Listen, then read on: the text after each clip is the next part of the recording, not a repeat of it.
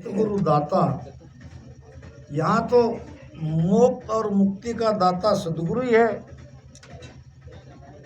तो विषय में आते हैं, जीवात्मा मन को कह रही है, मन रे मैं तो कछु न जानू।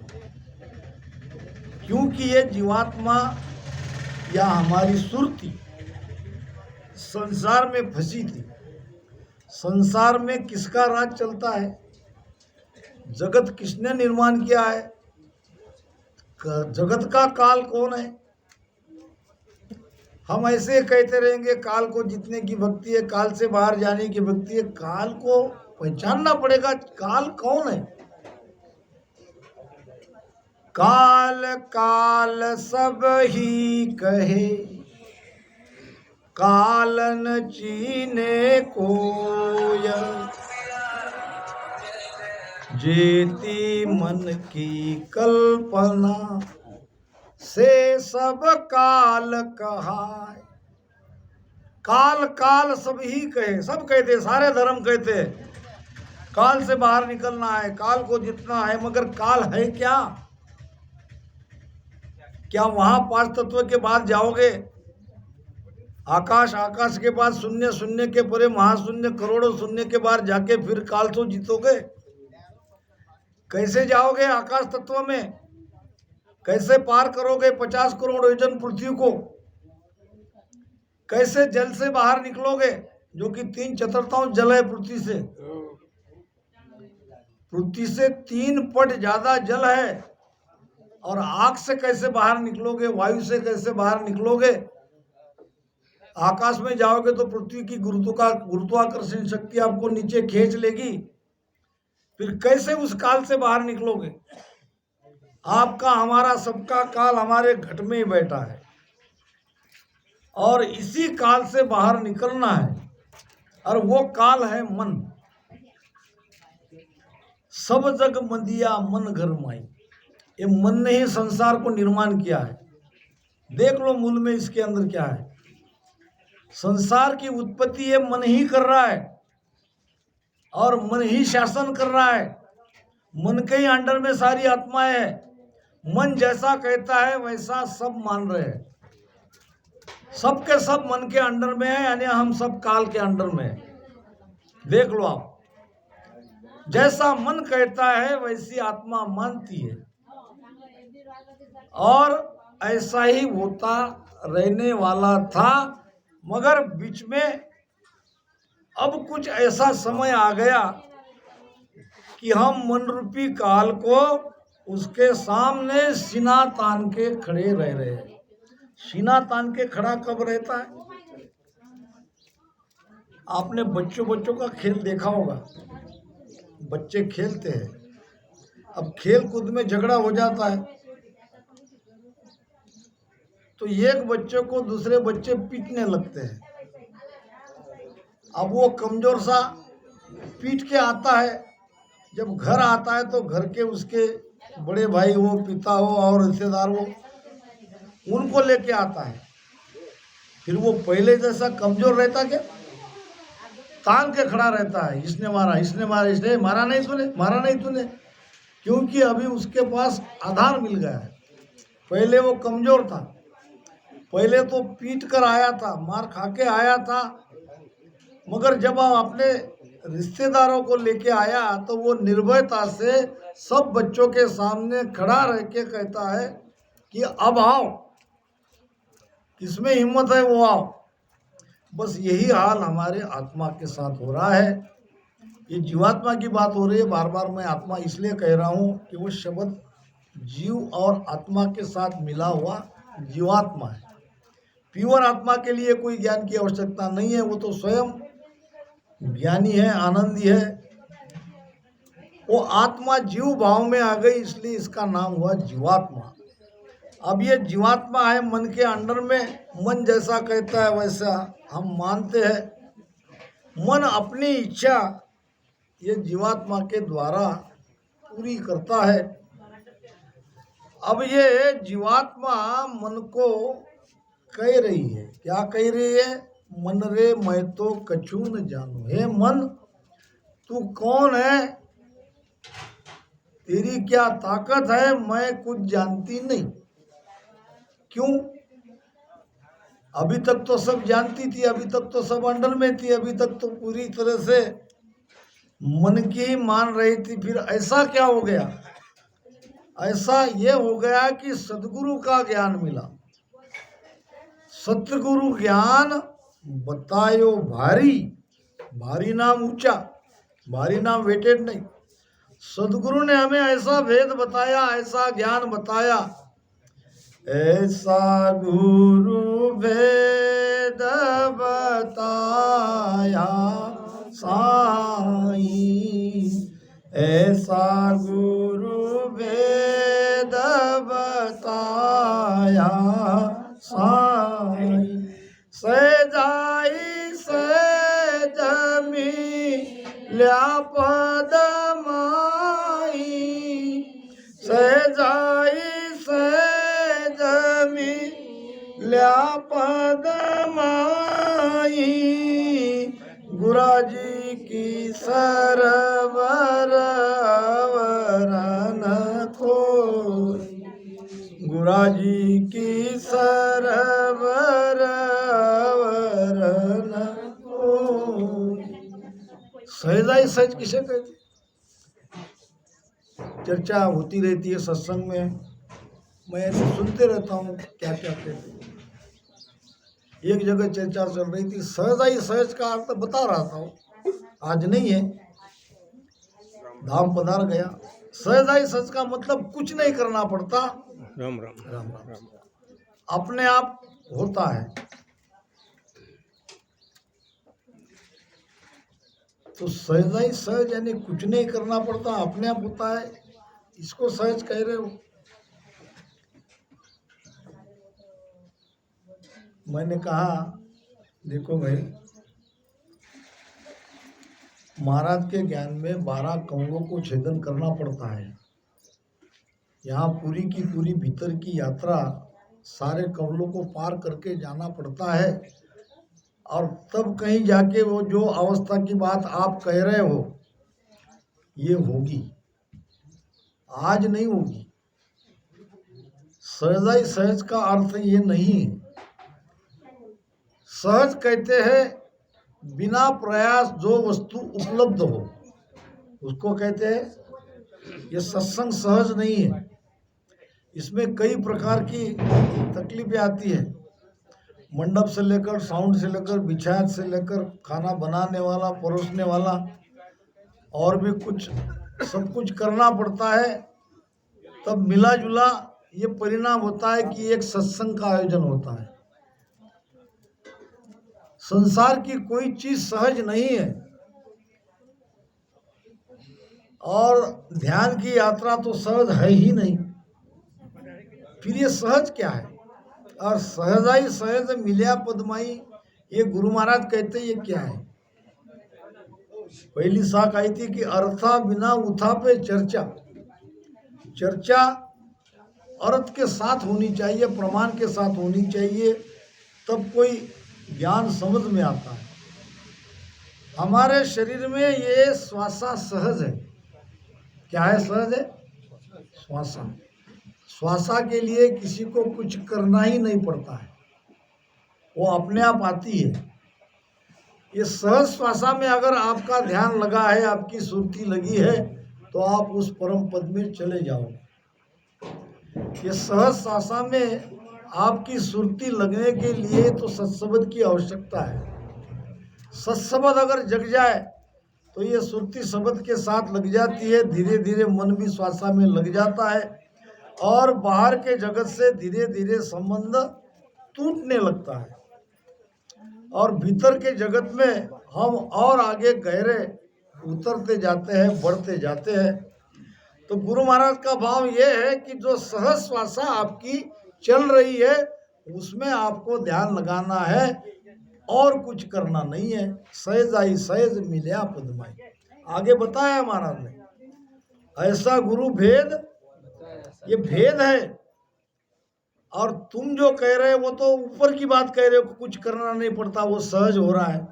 फिर महाराज आगे वाली बात नहीं लिखते, ऐसा गुरु ज्ञान ऐसा गुरु भेद बताया साईं।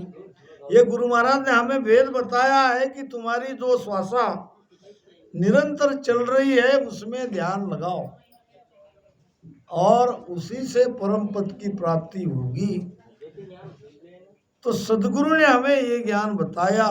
सदगुरु ज्ञान बतायो भारी, जब उल्टी कर तान, उलट कर तान के मन रूपी काल के सामने खड़ा रहना।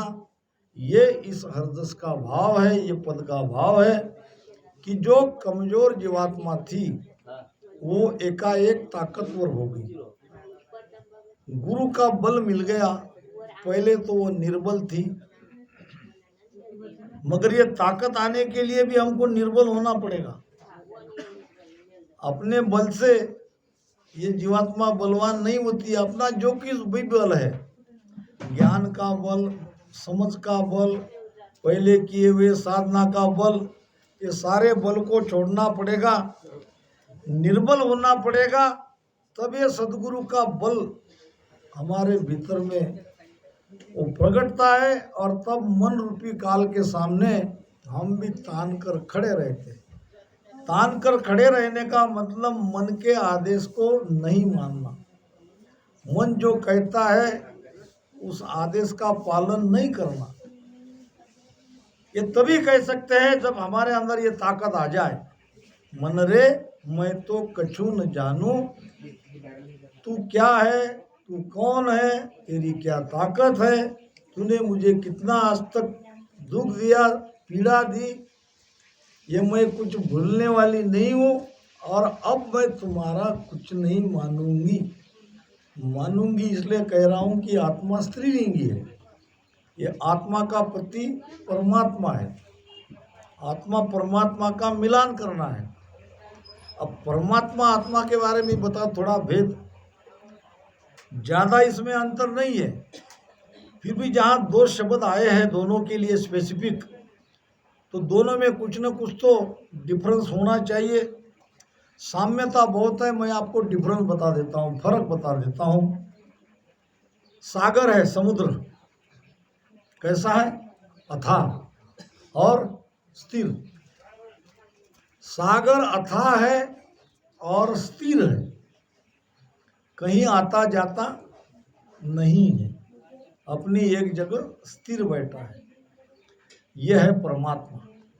परमात्मा अथाह है, परमात्मा स्थिर है, परमात्मा कहीं आते नहीं, कहीं जाते नहीं। गुरु महाराज ने प्रमाण दिया है। फिर आता जाता कौन है?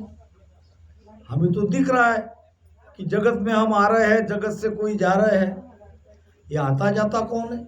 जब परमात्मा आता नहीं है, परमात्मा जाता नहीं है, तो ये कौन है? माया सोई कर तार है, माया आवे जाए, माया जीते हार सी, माया धापे खाए। कौन आती है? माया। माया ही आती है और माया ही जाती है। शरीर का जन्म होता है, शरीर की मृत्यु होती है। ब्रह्म न कहीं गया न आया, वो स्थिर है। तो सागर के जैसा वो परमात्मा है, अथाह है, स्थिर है और नदियों के जैसी ये आत्मा है। नदियों के जैसी क्या है? आत्मा। गुरु महाराज ने कहा है, बहुत बड़ी बात कही है कि जा शिवर्या निज नाम, जीत निशान घुराया, मिल्या ब्रह्म में जाय, शून्य में शहर बसाया, जूं जल गड़ियो लूण, समदशीलता समानी, प्राण मिले यूं माय, नाम जग माय निशानी, कहा कहूँ इस नाम की, आगे अगम लखाय, जन सुखिया रट राम रे, गर्क हुआ इन माय। गर्क हो जाओ, एक में हो जाओ, हारे मन रचमच हरसु अडरे। अगर रचमच हो जाओगे, गर्क हो जाओगे, नाम में रात दिन सुरती लगेगी तो क्या होगा? आपके साथ भी यही होगा कि ज्या शिवर्या निज नाम जीत निशान घुराया। वहां 10वें द्वार के बाहर वो शब्द की ध्वनि रात दिन अखंड सुनाई देती है और काल को उसने जीत लिया है, मन को जीत लिया है। ये प्रमाण है। ब्रह्मांड के बाहर 10वां द्वार खोल के उस शब्द की ध्वनि सुनाई देती है, मिल्या ब्रह्म में जाए। वो ब्रह्म में, उस परमात्मा में जाके मिल गया और शून्य में शहर बसाया। ब्रह्म शून्य में अब उसकी बस्ती बन गई। अभी पिंड में बस्ती थी, अब वो बस्ती बन गई ब्रह्मांड में, शून्य में। जू जल गलियो लूण, जैसे नमक पानी में गल जाता है, इस प्रकार से हमारी जीवात्मा पूरी तरह से उसका जीव भाव मिट जाता है, गल जाती है और पूरी तरह से ब्रह्म में मिल जाती है। प्राण मिले जू गल गजड़ियो लूण, समद सिलता समानी। समुद्र में ये सिलता जाके समा जाती है। छोटी बड़ी कई प्रकार की नदियां हैं। आपने देखा होगा, नदी के पास बैठ के देख लो, नदी के अंदर एक आंतरिक पीड़ा है। क्या पीड़ा है? वो अपने अंशी को मिलने के लिए बेताब रहती है। जाओ वहां बैठ के देखो, बड़ी तेजी से वो धारा आगे जा रही है। कहाँ जा रही है? मंजिल उसको लक्ष्य का पता है, वो अपने लक्ष्य की ओर बड़ी तेजी से निकलती है। पहाड़ को फोड़ के, पहाड़ भी उसके सामने आ जाए तो लक्ष्य को पाने के लिए कोई उसे विचलित नहीं कर सकता। छोटी बड़ी नदियां में मिलती है और बढ़िया नदियां जाके सागर में मिलती है। सागर में मिलने के बाद अपना अस्तित्व मिट जाता है। फिर उसे कोई नदी नहीं कहेगा, उसे कोई गंगा नहीं कहेगा। सागर के मिलने के बाद उसे सागर कहेगा। प्राण मिले यूं माए नाम जगमाए निशानी। इस प्रकार से हमारा प्राण उस जाके परमात्मा में मिल जाता है। प्राण, आत्मा, जीवात्मा एक ही है, सुरती सब एक है। समय समय पर शब्द का प्रयोग लिया है। इस प्रकार ये आत्मा परमात्मा में जाके मिल जाती है और जिसने जिस शरीर से उसने भजन किया है उसकी महिमा संसार वाले करते हैं। नाम जगमाए निशानी, निशानी छोड़ के जाता है। आज यहाँ महिमा कर रहे तो भजन करने वाले, इसीलिए तो महिमा हो रही है। ये भजन करने वाले थे, बहुत भोले वाले थे, भजन करके अपना कार्य करके चले गए। आज हम उनकी सब महिमा कर रहे हैं। प्राण मिले यूं माए नाम जगमाए निशानी, कहाँ कहूँ इस नाम की आगे अगम लखाए। महाराज कहते हैं कि ये नाम की महिमा मैं कहाँ तक करूँ। नाम यानी यहाँ नियंच सत्शब्द की बात हो रही है। जन सुखिया रट राम रे गर्क वाह इनमाए। राम राम रटन करो, रटने में गर्क हो जाओ। आपके साथ भी यही होगा, सबके साथ भी यही होगा। तो सतगुरु के ज्ञान के प्रभाव से ये कमजोर जीवात्मा शक्तिशाली हो जाती है और मन रूपी काल के सामने तान कर खड़े रहती है, लगभग उसको चैलेंज करती है। मुख सु बोल कहे कछु नाई, संत सराया जावे राम। मुख सु बोल कहे कछु नाई, संत सराया जावे। गीता वेद भागवत शायद, गीता वेद भागवत शायद, साध सीधा सब गावे वो मन रे। मैं तो कछु न जानू,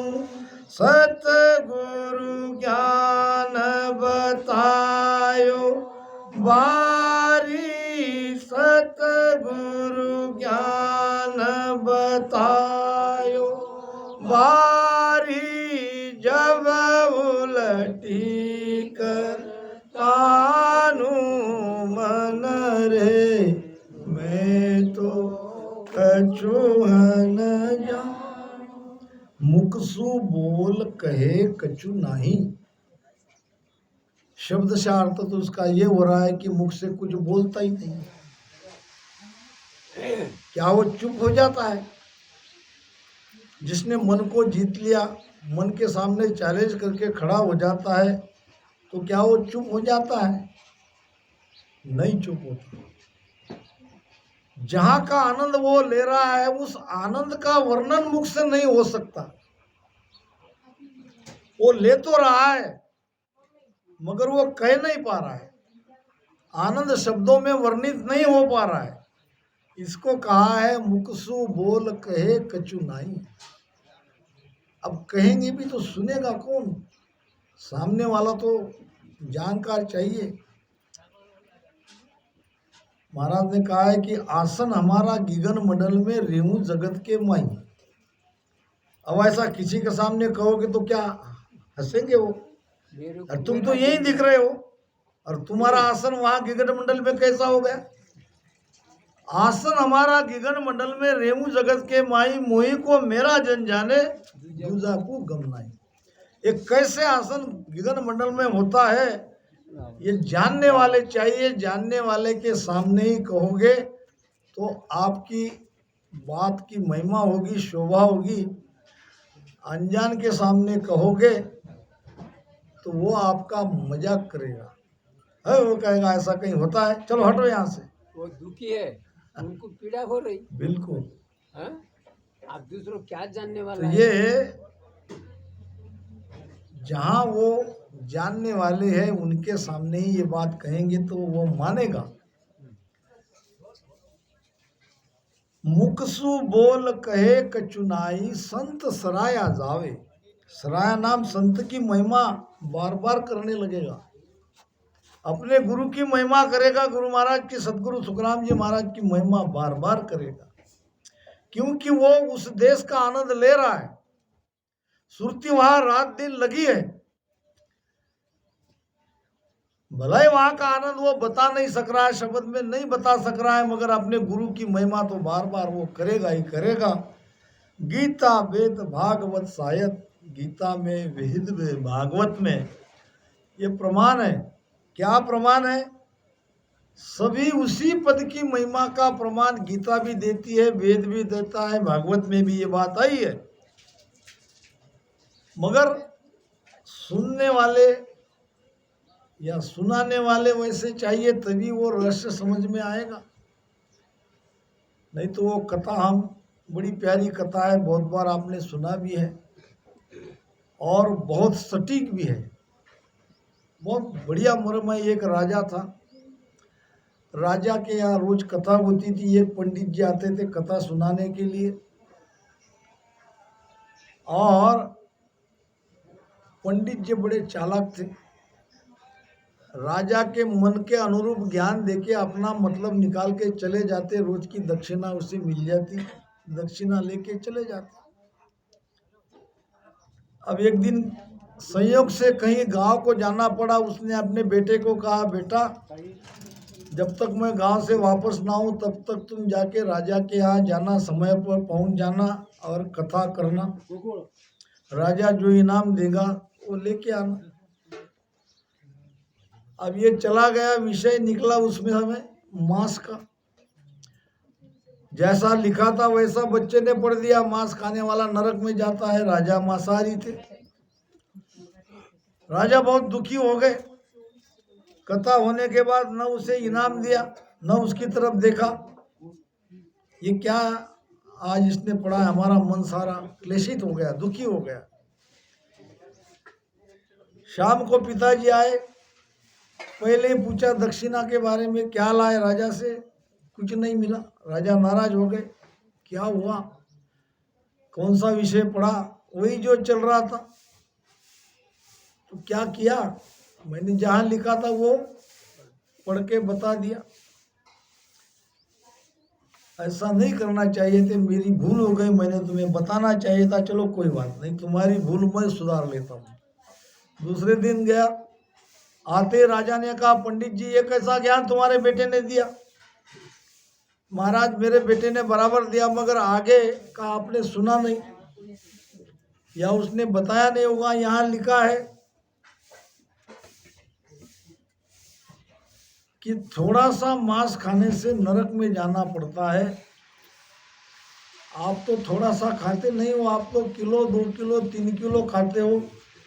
किलो 2 किलो 3 किलो की बात नहीं लिखी है, वो तो सड़क में जाएगा, मगर जो थोड़ा सा खाता है उसको नरक में जाना पड़ता है। वाह वाह वाह, ऐसी बात है। ज्यादा बख्शिश दिया, यानी उसके मन के मुताबिक जब ज्ञान दिया जाता है तो मन तो राजी होता है, मगर इससे कोई काम होने वाला नहीं है। ज्ञान तो वो चाहिए जो वास्तव है। ये ज्ञान है भयप्रद, ये ज्ञान है रोचक, और ये ज्ञान है वास्तव, निर्णायक, दूध का दूध पानी का पानी। सुनने वाले भी 3 प्रकार के श्रोता है। एक श्रोता है बाल बुद्धि के, बड़े तो हो गए, बुद्धि बालक के समान है, उनको डराने वाला ज्ञान चाहिए, भयप्रद ज्ञान। एक बार यूपी में एक बाई आई मेरे पास, महाराज तुम्हारा कोई फोटो हो तो दो ना। मुझे अच्छा लगा कि हो सकता है वाणी जी के पास लगा ले मेरा फोटो। मैंने कहा नहीं तो निकाला नहीं अभी तक, मगर कोशिश करता हूँ तुमको फोटो मिल जाएगा, मगर मुझे बताओ मेरी फोटो का क्या करोगी? तो उसने कहा रात में मेरा बेटा बहुत रोता है, उसको तुम्हारा फोटो दिखा के चुप करती है। मैंने कहा हमारा ऐसा भी उपयोग लोग लेते हैं। तो बाल बुद्धि के जैसे सत्संगी को डराने वाला ज्ञान चाहिए। भजन करो नहीं तो काल खा जाएगा, भजन करो नहीं तो काल खा जाएगा। बार बार जो यह शब्द आता है, ये ऐसे हंसों के लिए आता है जिसकी बाल बुद्धि है, क्योंकि डर के मारे ही भक्ति करेगा, और तो कोई कारण नहीं। ज्ञान की समझ है नहीं, वो तो बाद में आएगी। दूसरा ज्ञान है रोचक। ऐसे कोई और भी श्रोता है कि जिसको रुचि चाहिए, उसमें दृष्टांत चाहिए, अच्छी अच्छी कथा चाहिए, राजा की कथा, इसकी कथा, उसकी कथा। अरे सत्संग में तो बहुत बढ़िया है। एक शेठ जी थे, सत्संग में नहीं जाते थे, पति कह कह के थक गई। फिर एक दिन गांव में सत्संग का आरंभ हुआ। अब पति के सामने पत्नी गिड़गिड़ाने लगी, काम तो जिंदगी भर होता रहेगा, तुम मेरे खातिर एक दिन सत्संग में नहीं जा सकते? मैं तुम्हारी पत्नी हूं, मेरा मन रखने के लिए तुम सत्संग में नहीं जा सकते? एक दिन मेरे लिए काम टाल नहीं सकते? आज जाना ही पड़ेगा। जब पत्नी ने जोर देके कहा तो सेठ जी गए।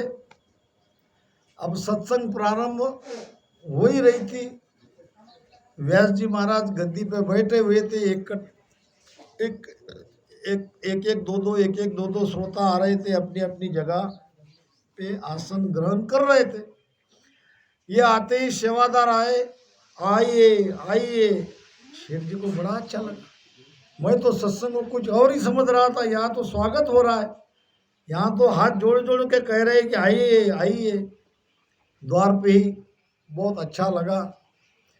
आगे गया तो बैठिए बैठिए, 2-4 सेवादार और खड़े हो गए, झुक झुक के कहने लगे आसन ग्रहण करिए, बैठिए। अब बैठ गया, मगर थोड़ा सुकून मिला, संतोष मिला। कथा प्रारंभ हो गई। अब इसको सुनना बिनना तो कुछ था नहीं। अब जिसका मन ही सुनने में नहीं, उसको तो नींद ही आएगी। थोड़ी देर में सो गया क्या, घूरने लगा। पता ही नहीं चला कब सत्संग हो गई, कब लोग चले गए। अब कुछ गिने चुने बैठे थे, फिर नींद से उठा। उठते ही लोगों ने कहा सेठ जी जाइए, अब सत्संग में आने के बाद भी उसको कुछ याद ही नहीं रहा, 3 शब्द खाली याद रह गए, आइए बैठिए जाइए। और वही बड़बड़ाता हुआ घर चला गया। घर में जाके वो बड़बड़ाने लगा। पत्नी को लगा चलो कुछ न कुछ तो लेके आया। रात में सोया 12 बजे चोर आया चोरी करने के लिए, और नींद में भी ये बड़बड़ा रहा था, आइए। चोर को लगा कहीं इसने मुझे देख तो नहीं लिया,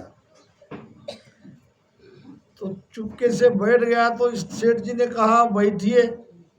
अब चोर को लगा कि सचमुच इसने मुझे देख लिया, अब यहाँ से जाने में ही भलाई है। चोर उठ के जाने लगा तो सेठ जी कहने लगे जाइए।